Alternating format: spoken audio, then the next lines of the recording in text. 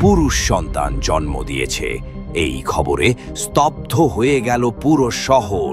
Doctor থেকে সাধারণ মানুষ কেউ বিশ্বাস করছিল না, কিন্তু যারা নিজের চোখে দেখেছে তারা এখনো রাতে ঘুমাতে পারে না। এই গল্প মনে করিয়ে দেবে, সব ইচ্ছে পূরণ না হওয়াই ভালো। ডাক্তার সাদ্দাম শহরের সেরা চিকিৎসক। কঠিন রোগে যখন কেউ হাল ছেড়ে দেয়, তখনও মানুষ ভরসা করে তার ওপর। সে সন্ধ্যায় ক্লিনিক প্রায় বন্ধ হতে চলেছে। হঠাৎ দরজায় তীব্র করা নাড়ার শব্দ। দরজা খুলতেই এক অচেনা পুরুষ, মুখ শুকনো, চোখে ভয়, ফিস ফিস করে বলল, ডাক্তার সাহেব, আমাকে বাঁচান। সাদ্দাম ভেতরে বসতে বললেন। লোকটা বলল এমন কিছু যা শুনে মুহূর্তেই ঘরের বাতাস ভারী হয়ে গেল। আমি প্রেগনেন্ট। সাদ্দামের কপাল কুঁচকে গেল। তুমি মেয়ে না পুরুষ? এটা কি বলছো? আমি জানি, শুরুতে আমিও অবিশ্বাস করেছি, কিন্তু এখন শরীর বদলাচ্ছে। বমি, মাথা ঘোরা, পেট ফুলছে, একদম গর্ভবতী নারীদের মতো উপসর্গ। ডাক্তার কিছু না বলে স্টেথোস্কোপ হাতে নিলেন। পেটে রাখতেই থেমে গেলেন। এই শব্দ, এটা হৃদস্পন্দনের মতো না, কিছু আলাদা। রাজুর কণ্ঠ নেমে এলো। আমি বলেছি ডাক্তার সাহেব, ভেতরে কিছু আছে, ওটা বেঁচে আছে, কিন্তু ওটা মানুষ না। সাদ্দাম আর দেরি করলেন না। আল্ট্রাসাউন্ড করতে হবে। মেশিন চালু হলো। স্ক্রিনে আস্তে আস্তে একটা ধোঁয়াটে ছবি ভেসে উঠল। সাদ্দাম স্থির হয়ে গেলেন। এটা তো বাচ্চার মতো, কিন্তু এর মাথা, শরীরের গঠন, হাত পা বিকৃত। রাজু কাঁপা গলায় জিজ্ঞেস করল, ডাক্তার, এটা কি সত্যি গর্ভের শিশু? না রাজু, এটা মানুষ নয়। এর ভেতরে কিছু অস্বাভাবিক, কোনো অজানা ছায়ার মতো কিছু। ঘরে নীরবতা। দুজনেই জানে এটা আর সাধারণ চিকিৎসার বিষয় না, এটা ভয়ানক, এবং এটা কেবল শুরু। আল্ট্রাসাউন্ডের ভয়াবহ চিত্র দেখে ঘরে নেমে আসে গা ছমছমে নীরবতা। হঠাৎ বাইরের দরজায় আবার কড়া নাড়ার শব্দ। রাত প্রায় 11টা। এত রাতে কেউ আসে না। সাদ্দাম আর রাজু দুজনেই থমকে যায়। দরজা খুলতেই দেখা যায় এক মহিলা দাঁড়িয়ে, কালো বোরখায় ঢেকে রাখা শরীর, হাঁপাচ্ছেন। নিচু গলায় বললেন, ডাক্তার সাহেব, ওর ভেতরে যা হচ্ছে আমি জানি। সাদ্দাম অবাক। আপনি কে? নারী ধীরে মুখের নিকাব সরিয়ে বললেন, নাজমা। আর রাজুর যা হচ্ছে, এটা রোগ না, এটা শাস্তি। রাজুর গলা শুকিয়ে গেল। শাস্তি কিসের? নাজমা ধীরে ভেতরে এলেন, চেয়ারে বসলেন। তার গলা ঠান্ডা, চোখ লাল। সব শুরু হয়েছিল সেদিন, যেদিন তুমি গেছিলে সেই কোঠিতে, নসিবের কোঠি। নামটা শোনার সঙ্গে সঙ্গে রাজুর মুখ বিবর্ণ হয়ে গেল। সাদ্দাম ধীরে জিজ্ঞেস করলেন, নসিবের কোঠি? নাজমা বললেন, ওটা সাধারণ বাড়ি ছিল না। একসময় সেখানে থাকত রোজিয়া বেগম, সুন্দরী, নিঃসন্তান। সে আল্লাহর কাছে এমন দোয়া করেছিল যা কখনো করা উচিত নয়। আমি মা হবই, যেমন করেই হোক। কয়েক মাস পর সে নিখোঁজ হয়, আর তার পুরনো ঘর থেকে মাঝরাতে ভেসে আসতে থাকে শিশুর কান্না। কেউ তাকে দেখেনি, কেউ কিছু বলেনি, কিন্তু গ্রামের মানুষ জানত ওটা মানুষ নয়। সাদ্দাম প্রশ্ন করলেন, রাজু, তুমি ওখানে গিয়েছিলে? রাজু মুখ নামিয়ে বলল, হ্যাঁ, আমি আর আমার বন্ধুরা মদ খেয়ে গেছিলাম। ঘরটা অদ্ভুত ছিল। একটা দোলনা ছিল মাঝখানে। আমি শুধু দোলনাটা একটু নাড়িয়েছিলাম। নাজমা ফিসফিস করে বললেন, তুমি খুলে দিয়েছ সেই শিকল। সেই দোলনায় রোজিয়া শেষ নিঃশ্বাস নিয়েছিল। তার অসম্পূর্ণ ইচ্ছা, তার জেগে থাকা আত্মা, সব আজ তোমার শরীরে। ঘরে হঠাৎ ঠান্ডা হাওয়া বয়ে যায়। রাজু কাঁপতে থাকে, কিন্তু আমি তো পুরুষ, এটা কিভাবে সম্ভব? সাদ্দাম কিছু বলতে যাচ্ছিলেন, হঠাৎই চোখ যায় রিপোর্টের দিকে। তিনি ফাইল তুলে পড়েন, তার মুখ সাদা হয়ে যায়। রাজু, তোমার শরীরে সক্রিয় হয়েছে এমন হরমোন যা শুধুমাত্র একজন গর্ভবতী নারীর মধ্যে থাকে। তোমার শরীর আস্তে আস্তে নারী সুলভ আচরণ করছে। ঘরে নেমে আসে স্তব্ধতা। সবার মনে একটাই প্রশ্ন, তাহলে রাজুর ভেতরে যা আছে সেটা কি জন্ম নেবে? নাজমা শান্ত গলায় বলছিলেন, রোজিয়া বেগম শুধু নিঃসন্তান ছিলেন না, তিনি ছিলেন ছায়া ঘেরা এক নারী। তার রূপ ছিল অভিশাপের মতো, আর মন অনিশ্চিত। বহু বছর ধরে তিনি একটি প্রার্থনা করতেন, যে করেই হোক আমি মা হব। আল্লাহর হুকুম না মেনে ইচ্ছা চাপিয়ে দেওয়ার চেষ্টা। এক রাতে সে নিখোঁজ হয়, আর কিছু মাস পর তার পরিত্যক্ত কোঠি থেকে ভেসে আসতে থাকে এক শিশুর কান্না। কেউ শিশুকে কখনো দেখেনি, কিন্তু কান্না থামেনি। লোকেরা বলতে থাকে, রোজিয়ার প্রার্থনা কবুল হয়েছিল, কিন্তু দুনিয়ার নিয়ম ভেঙে সেই শিশু ছিল না পুরোপুরি মানুষ, আর কোঠি হয়ে ওঠে অভিশপ্ত জায়গা। রাজু নিচু গলায় বলল, আমি ওখানে গেছিলাম। জানি না কেন একটা টান অনুভব করেছিলাম। ঘরটা নীরব ছিল, কিন্তু মাঝখানে রাখা সেই দোলনা অদ্ভুতভাবে উঠছিল। আমি শুধু একবার হাত দিয়েছিলাম। নাজমা বললেন, তুমিই তাকে জাগিয়েছ। রোজিয়ার দোলনাটায় তার ইচ্ছা ঘুমিয়েছিল, এখন সেটা তোমার শরীরের ভেতর পূর্ণতা খুঁজছে। ডাক্তার সাদ্দাম কথায় যোগ দিলেন, সেই জিনিস শুধু বেঁচে আছে না, ওটা দ্রুত বড় হচ্ছে। আল্ট্রাসাউন্ডে দেখা যাচ্ছে সাধারণ শিশুর গঠনের চেয়ে এর বিকাশ 4 গুণ দ্রুত। মানুষের মতো, অথচ সম্পূর্ণ মানুষ নয়। রাজুর মুখে আতঙ্ক। সে পেটের ওপর হাত রেখে ফিসফিস করল, এটা যদি মানুষ না হয় তাহলে কি? হঠাৎ তার মুখ কুঁচকে গেল, একটা তীব্র যন্ত্রণা। সে কুঁকড়ে পড়ল বিছানায়। পেটের চামড়ায় অদ্ভুত টান পড়তে শুরু করল, যেন ভেতর থেকে কিছু নড়ছে।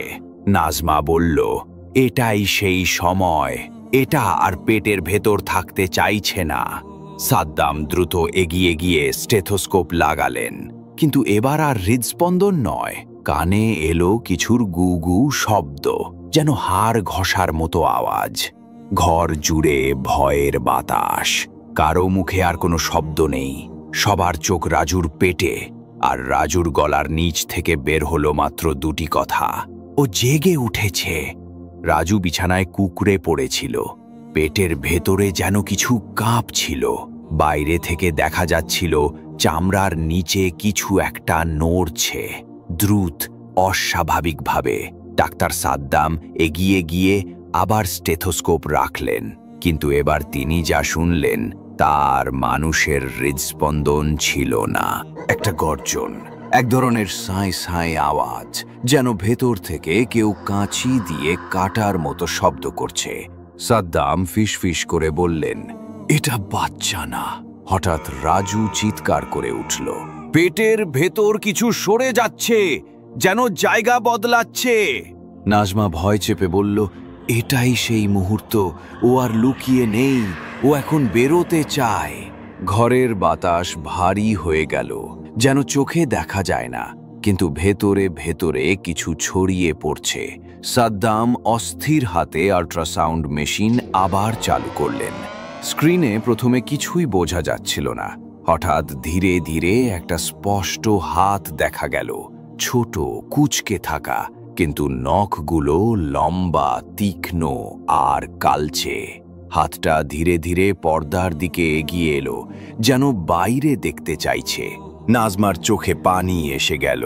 সে কাঁপা গলায় পড়তে শুরু করল, আউযু বিল্লাহি মিনাশ শাইতানির রাজিম। রাজু হাঁপাচ্ছিল, তার কপাল ঘামে ভিজে। ডাক্তার, বের করে দিন এটা, এটা আমাকে খেয়ে ফেলবে। ডাক্তার কিছু একটা ইনজেকশন আনতে গেলেন, কিন্তু তার হাত কেঁপে যাচ্ছিল। রাজু আবার চিৎকার করল। এবার তার মুখ থেকে ঘন রক্তের ফোঁটা পড়ে বিছানায়। নাজমা বলল, এইটা এগোচ্ছে, দ্রুত, আরো দ্রুত। এক মুহূর্তে ঘরের লাইট হঠাৎ নিভে গেল। চারদিক নিস্তব্ধ, শুধু শোনা যাচ্ছে রাজুর দম বন্ধ করা হাহাকার। আল্ট্রাসাউন্ড স্ক্রিনটা এখনো জ্বলছে। সেখানে হাতের পাশে এখন দেখা যাচ্ছে একটা মুখ। বুঝে উঠা যায় না পুরুষ না নারী, কিন্তু মুখটা পুরনো, কুঁচকে যাওয়া, আর চোখ দুটো ঘন কালো। সেই চোখ যেন স্ক্রিনের এপারে তাকিয়ে আছে, সরাসরি নাজমার দিকে। নাজমা পিছিয়ে গেল, ঠোঁট কাঁপছে। এই মুখ আমি চিনি। সাদ্দাম ফিসফিস করে বলল, কে? নাজমা ফ্যাল করে স্ক্রিনের দিকে তাকিয়ে বলল, রাজিয়া বেগম। ঘরের বাতাস ভারী হয়ে উঠেছে, চারপাশ নিস্তব্ধ, শুধু স্ক্রিনের আলো জ্বলছে। সেই মুখটা এখন আরো স্পষ্ট, কুঁচকে যাওয়া ঠোঁট, গা ছমছমে চোখ, এগুলো মানুষের মতো হলেও পুরোপুরি মানুষ নয়। নাজমা এক পা পিছিয়ে গেল, তার ঠোঁট থেকে ছুটে এলো, এই মুখ আমি ছোটবেলায় দেখেছিলাম, যখন রাজিয়া বেগমের ঘরের সামনে গেছিলাম। এটা ওরই মুখ। হঠাৎ বিছানার ওপর রাজুর শরীর থরথর করে কাঁপতে লাগলো। তার পেটের নিচে একটা লম্বা রেখা টান হয়ে উঠতে লাগলো, যেন ভিতর থেকে কিছু একটা চাপ দিয়ে পথ খুঁজছে। ডাক্তার চিৎকার করলেন, রাজু, পেটের ভেতরে কি টান লাগছে? হ্যাঁ, রাজু চেঁচিয়ে উঠল, ভেতর থেকে চাপ দিচ্ছে, যেন কেউ আমার পেট ফাটিয়ে বের হতে চাইছে। সেই মুহূর্তে রাজুর মুখ থেকে এক অদ্ভুত শব্দ বের হলো, কোনো মানুষের কণ্ঠ না, যেন কারো সাথে তার ভিতরে দ্বৈত আওয়াজ মিশে গেছে।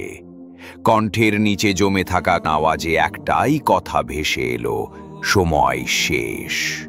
সাদ্দাম তড়িঘড়ি করে ইঞ্জেকশন নিতে গিয়েছিলেন, কিন্তু তার হাত কাঁপছিল। ইঞ্জেকশন পড়ে গেল। বিছানার চাদরে তখন রক্তের দাগ। রাজুর পেটের চামড়া চড়চড় করে উঠছিল, ভেতর থেকে ধাতব শব্দের মতো কিছুর ঠোকাঠুকি। ডাক্তার, নাজমা বলল, এইটা আর সময় দিচ্ছে না, ও এখনই আসতে চাইছে। হঠাৎ রাজুর চোখ উল্টে গেল, ঠোঁট থেকে গুঁ আওয়াজ। নাজমা ভয়ে দোয়া পড়তে শুরু করলো। ঘরের দরজা হঠাৎ নিজে থেকে বন্ধ হয়ে গেল, জানলা জোরে খুলে গেল, বাইরে ঝড় উঠেছে, বাতাস ঘরের পর্দা ছিঁড়ে ফেলছে। রাজুর মুখ থেকে বের হলো আবার সেই কণ্ঠ, তোমরা আমায় ডাকছো না, আমি নিজেই এসেছি। হঠাৎ তার পেটের এক পাশ ফুলে উঠল, এক জায়গা থেকে রক্ত চুইয়ে পড়ছে। রাজুর পুরো শরীর এখন গাছের শুকনো গুড়ির মতো শক্ত হয়ে গেছে। নাজমা চিৎকার করল, ও এখন কেবল ভেতরে না, ও বাইরে আসছে। ঘরের ভেতর তীব্র শীত, হাড় পর্যন্ত ঠান্ডা ছড়িয়ে পড়েছে। রাজুর পেটের সেই রেখা এখন যেন ফেটে যাচ্ছে। সাদ্দাম এগিয়ে গিয়ে শেষবারের মতো চেষ্টা করলেন কিছু থামানোর, কিন্তু রাজু নেই। তার ঠোঁট অল্প ফাঁক, চোখ গড়িয়ে লাল অশ্রু, আর কণ্ঠ থেকে ভেসে এলো, মা, আমি এলাম। ঘরের আলো এখনো নিভে, শুধু স্ক্রিনের নীল আলোয় রাজুর বিকৃত মুখ দেখা যাচ্ছে। তার চোখ উল্টে গেছে, ঠোঁট ফাঁকা, শরীর টানটান হয়ে আছে। পেটের একপাশে এখন ফেটে যাওয়া দাগ, ভেতর থেকে কালচে কোনো তরল গড়িয়ে পড়ছে। আর ঠিক ওই দাগ থেকে ধীরে ধীরে বেরিয়ে আসছে একটা হাত। হাতটা মানুষের মতো নয়, অস্বাভাবিকভাবে চিকন, চামড়া কুঁচকে, নখগুলো লম্বা আর বেঁকে আছে। এমন হাত কারো হলে সে বেঁচে থাকার কথা না। নাজমা কান্না ভেজা গলায় পড়ছিল, আউযু বিল্লাহি মিনাশ শাইতানির রাজিম। তার গলা কাঁপছে, চোখ দুটো পানি আর ভয় মিশ্রিত। সাদ্দাম স্তব্ধ, তার চোখের সামনে এমন কিছু ঘটছে যা চিকিৎসার সব বই মুছে দিতে পারে। আর ঠিক তখনই সেই হাতের সঙ্গে একটা মুখও বের হতে শুরু করলো। মুখটা পুরোপুরি বৃদ্ধার, কুঁচকে থাকা ঠোঁট, গালের হাড় বেরিয়ে আছে, চোখ ঘন কালো। কিন্তু ভয়ঙ্কর ব্যাপার হলো মুখটা স্থির নয়, তা যেন মুহূর্তে মুহূর্তে বদলে যাচ্ছে। কখনো রাজুর মুখের ছায়া, কখনো সম্পূর্ণ অজানা মুখ।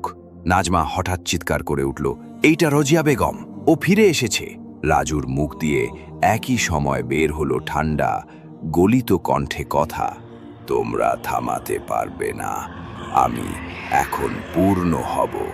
সাদ্দাম শেষ সাহস সঞ্চয় করে আল্ট্রাসাউন্ড স্ক্রিন বন্ধ করতে গেলেন, কিন্তু তার হাত নিজেই থেমে গেল। পর্দার দিকে তাকিয়ে থাকতে থাকতে সে ফিসফিস করে বলল, এটা আর কোনো ভ্রূণ নয়, এটা আত্মা, আর সেটা এখন মানুষ হতে চাইছে। রাজুর দেহের ভেতর থেকে এবার শব্দ এলো, চিক চিক ধাতব কিছুর মতো ঘষাঘষির শব্দ, আর সাথে গভীর নিঃশ্বাস, যেন শত বছর ধরে আটকে থাকা কোনো কিছুর শ্বাস ছাড়ার আওয়াজ। ঠিক সেই মুহূর্তে সেই বৃদ্ধার মুখ থেমে গেল, চোখ ধাঁধিয়ে তাকালো নাজমার দিকে। রাজুর শরীর ধীরে ধীরে ঝাঁকুনি খেতে থাকল, তার কণ্ঠ ফেটে চিৎকার করে উঠল, আমাকে ছেড়ে দাও, আমি রাজু, আমি বাঁচতে চাই। কিন্তু সেই চিৎকারের নিচে চাপা পড়ে গেল অন্য আরেকটা কণ্ঠ, দরজাটা খুলে দাও, আমি আসছি। ঘরটা যেন এখন দুই জগতের মাঝখানে দাঁড়িয়ে, একদিকে রাজুর নিঃশেষ হতে থাকা শরীর, আর অন্যদিকে তার ভেতরে শক্তিশালী হয়ে ওঠা এক আত্মা, রোজিয়া। নাজমা দোয়া পড়ছে কাপা গলায়, বিসমিল্লাহির রহমানির রহিম, ইয়াসিন। তার গলার শব্দের সাথে সাথে ঘরের বাতাস আরও ভারী, আরও কাঁপন ধরা হয়ে উঠছে।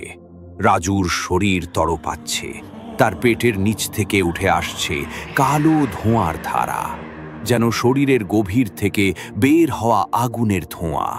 সেই ধোঁয়ার ভেতরে মাঝে মাঝে দেখা যাচ্ছে চোখ, হ্যাঁ চোখ, একজোড়া স্থির কুৎসিত পাথরের মতো চোখ। সাদ্দাম আর এক মুহূর্ত দাঁড়াতে পারছে না, সে কাঁপতে কাঁপতে বলল, ওটা বের হয়ে এলে এখানে কেউ টিকে থাকবে না। নাজমা তার দোয়ায় গতি বাড়ালো, শব্দগুলো এখন জোরে শুদ্ধ, বুকে কাঁপন তুলছে। হঠাৎ রাজুর মুখ দিয়ে এক গলা ফাটানো চিৎকার, তাকে ঘিরে কাঁপতে থাকে বিছানা, মেঝে, জানালাগুলো খটখট করে খোলা বন্ধ হতে থাকে। তার চোখ উল্টে যায়, আর তার কণ্ঠে একই সাথে দুইটা আওয়াজ, একটা কাপা রাজুর, আর একটা গভীর গলা ভাঙা এক বৃদ্ধার। আমার নাম ভুলে গিয়েছিলে? এখন মনে করো আমি রোজিয়া।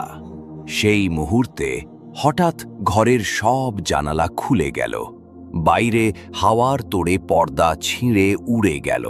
কোরআনের আয়াতের আওয়াজের সঙ্গে সেই ধোঁয়ার কুণ্ডলী ধাক্কা খেতে থাকল।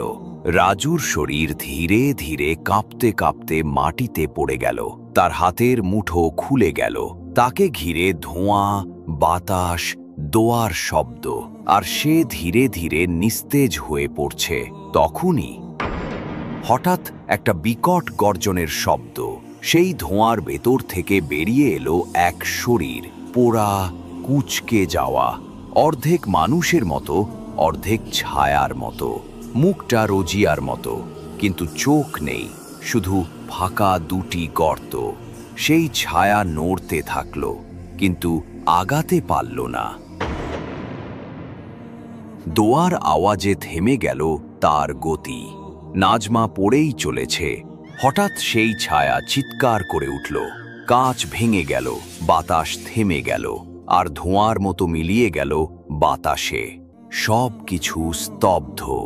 রাজু নিঃশ্বাস পড়ে আছে, তার শরীর ঠান্ডা, ঘর জুড়ে শুধু ধোঁয়ার গন্ধ আর কোরআনের শেষ শব্দের প্রতিধ্বনি।